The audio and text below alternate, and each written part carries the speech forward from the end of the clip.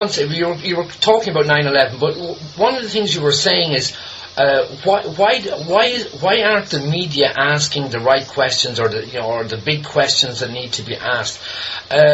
I take it for granted that the media and Washington DC are in the pockets of these people. I also believe that in your 2002 campaign that pro-Israel money, pro-Jewish money came from New York to fight against you, and that allowed your opponent to, which was kind of from what I'm reading, looking back over blogs that are 5-6 years old, which is kind of quite a surprise that you got beaten by your opponent 58 to 42%.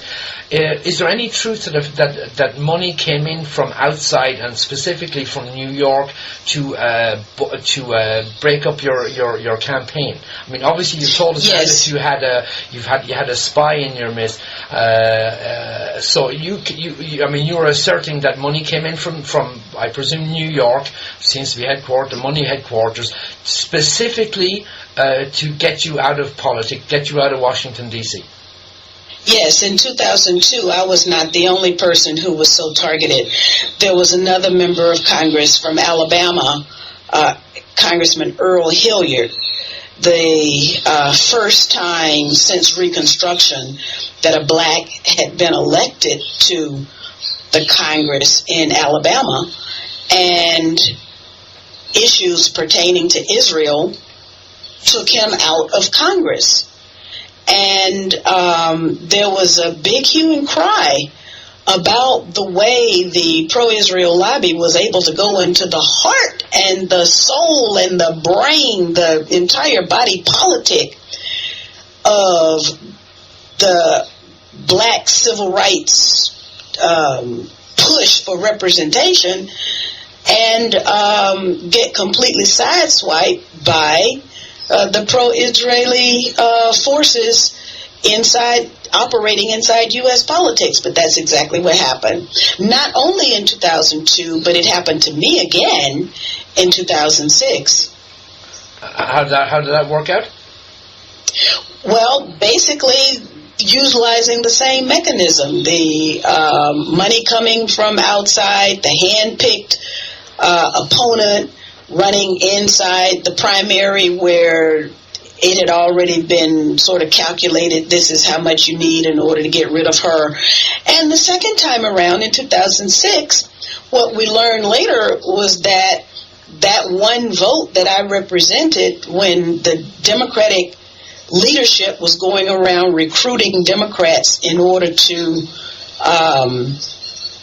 run with a pro-war bent. Absolutely. That's exactly what happened when they were being recruited. They were being recruited for the purpose of voting yes to fund the war. And you can see this written up about, the activities of Rahm Emanuel pulling out all the stops in order to get more conservative Democrats to run for Congress, and then he supported them financially, and then they were able to win. What happened was in 2007, when the new Congress was sworn in and they were called upon to cast the vote to continue the war, that vote passed exactly with the number of votes required in the House, which is 218. Had I been there, had they not done what they did to me in 2006, I would have been there and cast a no vote. What would that have meant? It meant that there would have been no more funding for the war.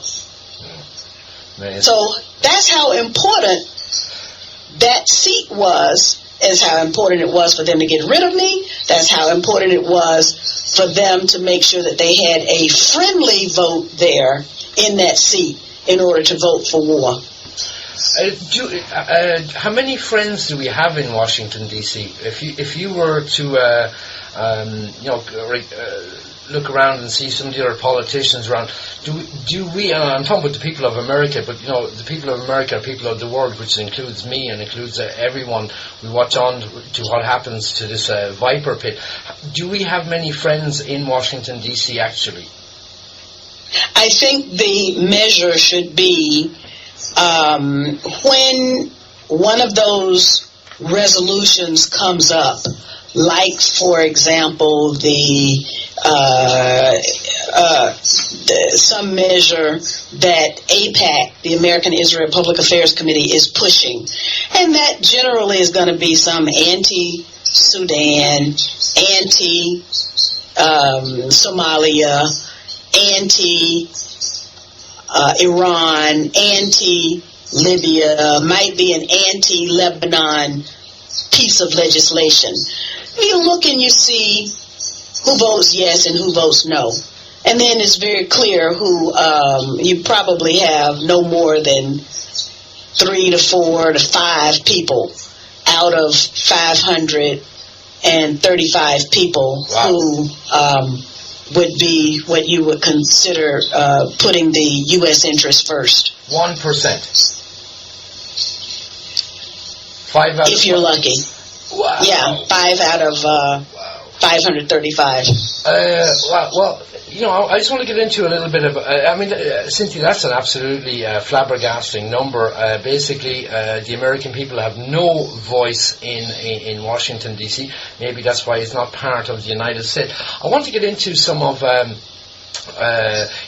Washington, you were talking about these 99% of the U.S. politicians that are controlled. Now, from my research and learning, a lot of these people have been are controlled because of former misadventures with young boys, and we're talking about in toilet sex with Larry Craig. We had the Franklin cover-up. We had different the Foley incidents where the instant messaging log was released to the public. This guy is trying to chat up a 15-year-old male. There seems to be a lot of homosexuality, a lot of pedophilia surrounding Washington, D.C. Now, they're the only ones. They're the ones I know of. Probably a couple more that I've heard of. Now, I did look into the criminal records of Congress. Excuse me, beside the DUIs, wife beating, and the list goes on and on and on and on. It really does. Do you know? Is that only the tip of the iceberg as far as Washington D.C. goes? Well, I think you have certain situations that people find themselves in, and it's sort of very innocent, but these are things that they would rather the public not know. And then there's another kind of situation that people find themselves in because they think that this kind of behavior or this activity is going to ingratiate them with the leadership. And so they end up doing things that they would not ordinarily do. Yeah, I just feel like this is important. Can you be a little bit more specific on this point? That they would do things for the leadership.